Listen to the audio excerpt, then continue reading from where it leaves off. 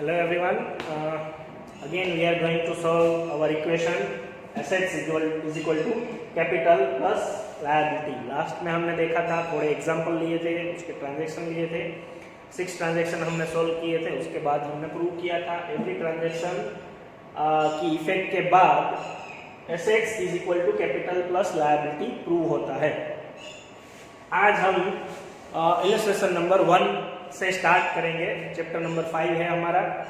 आपकी पीडीएफ में page number 6 के लास्ट में क्वेश्चन स्टार्ट हो रहा है. सभी ट्रांजैक्शन 5.7 पे दिए गए हैं.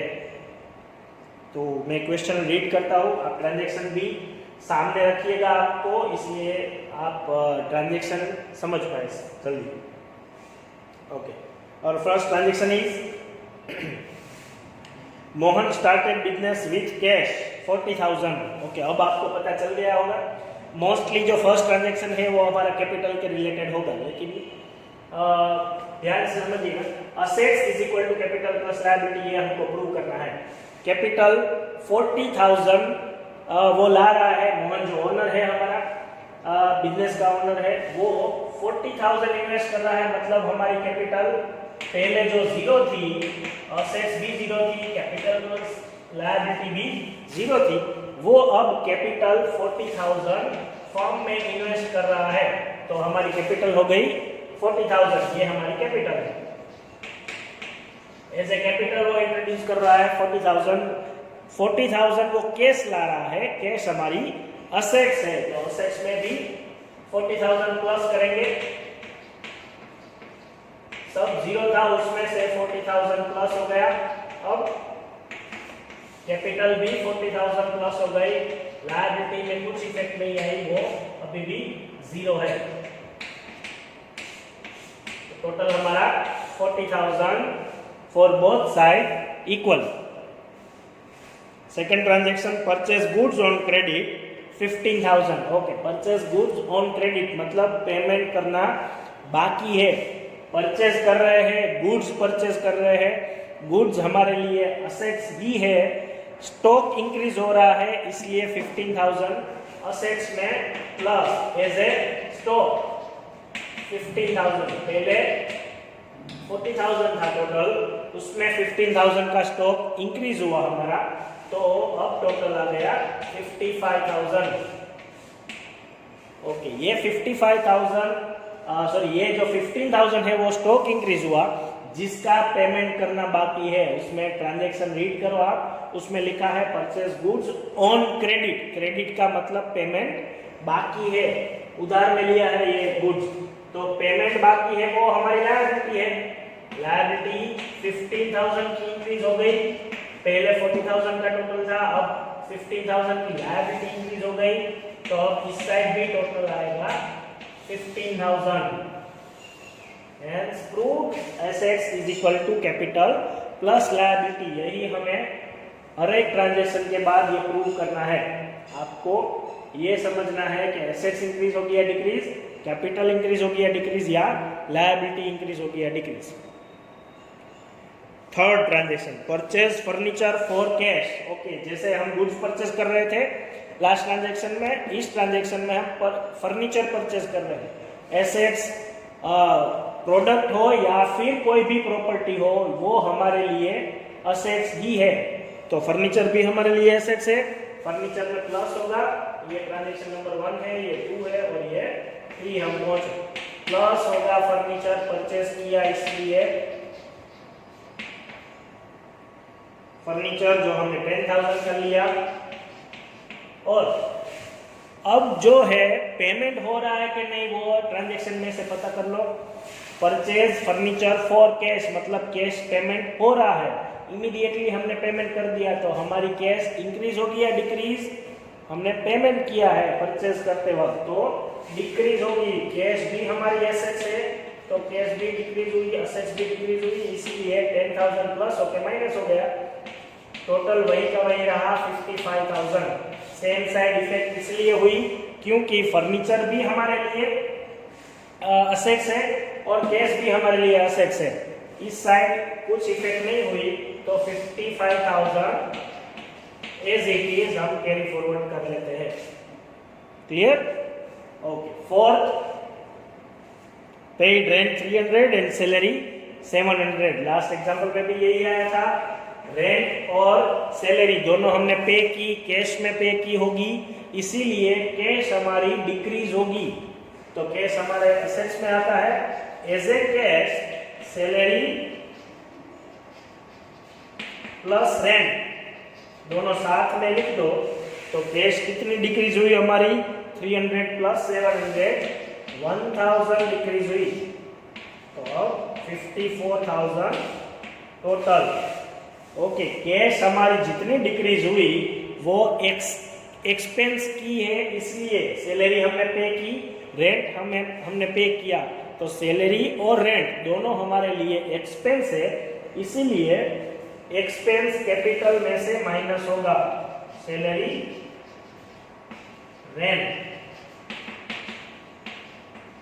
700 सैलरी है, 300 रेंट है, तो 1000 माइनस करो तो 54,000 इस साइड का भी टोटल आएगा। अगेन हमने प्रूव किया कि सैलरी माइनस हुई, कैश माइनस हुआ, इसलिए एसेट्स में से माइनस किया। कोई भी एक्सपेंस या फिर लॉस हो वो कैपिटल में से माइनस होगा। कोई भी इनकम या फिर प्रॉफिट हो तो वो कैपिटल में प्लस होगा, इसलिए इसमें एक्सपेंस हमने माइनस किया, जो कि सैलरी और रेंट दोनों है, कैपिटल में से माइनस कर दिया। ओके, अगला ट्रांजैक्शन हमारा 5th, इसके आगे ही आपको कंटिन्यू करना है।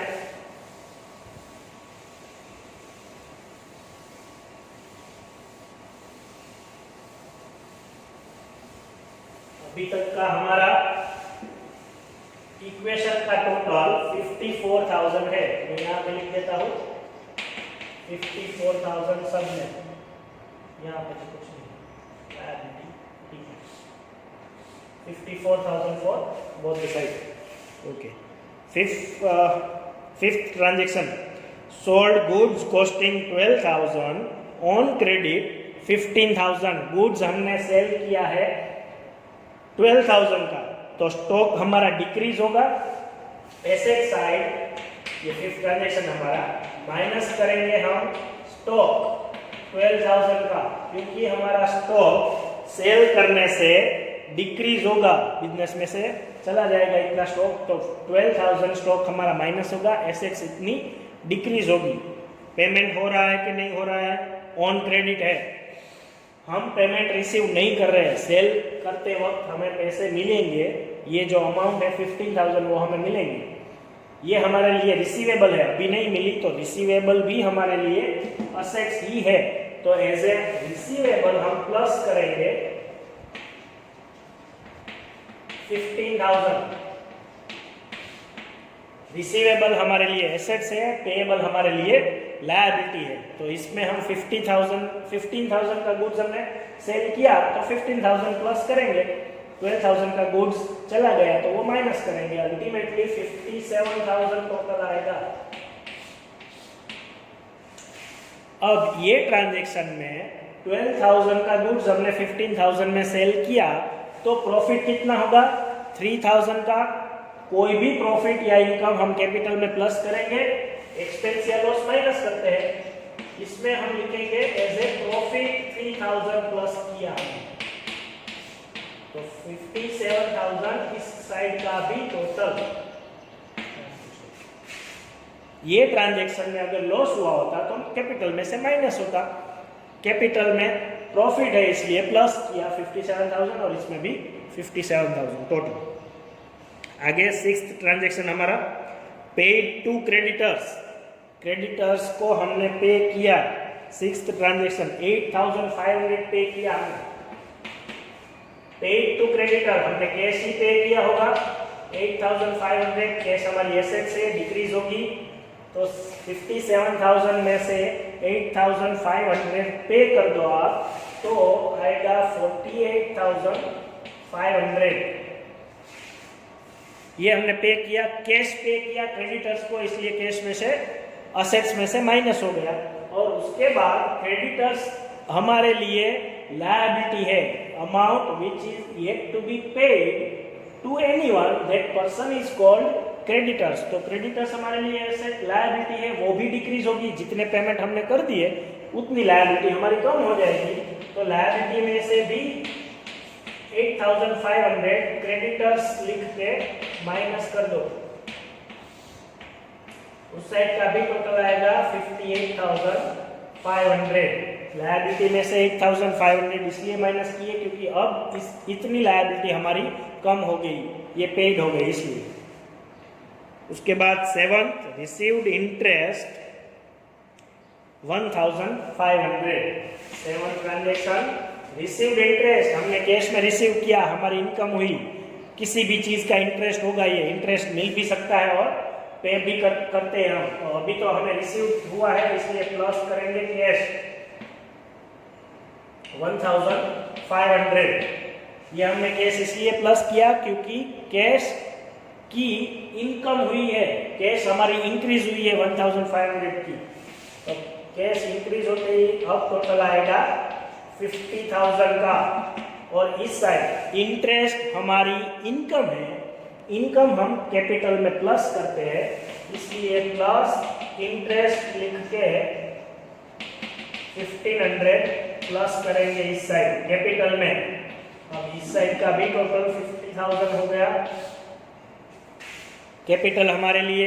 कैपिटल में प्रॉफिट जो होगा या फिर इनकम होगी वो प्लस होगा, इसलिए 1500 इसमें हमने प्लस कर दिए। और जितनी भी इनकम हुई वो एज ए कैश हमारी आई इसलिए कैश में भी प्लस कर दिया।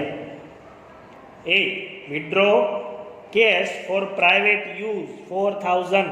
हमने प्राइवेट यूज करने के लिए विड्रॉ किए तो हमारी बिजनेस में से फर्म में से कैश ही जाएगी।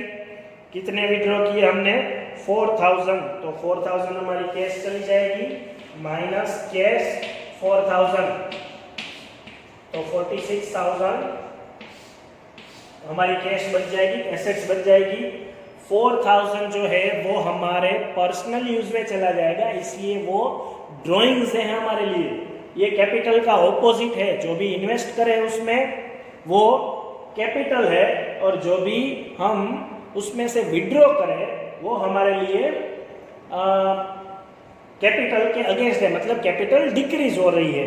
तो 4,000 की कैपिटल हमारी डिक्रीज हो गई, उसको बोलेंगे हम ड्राइंग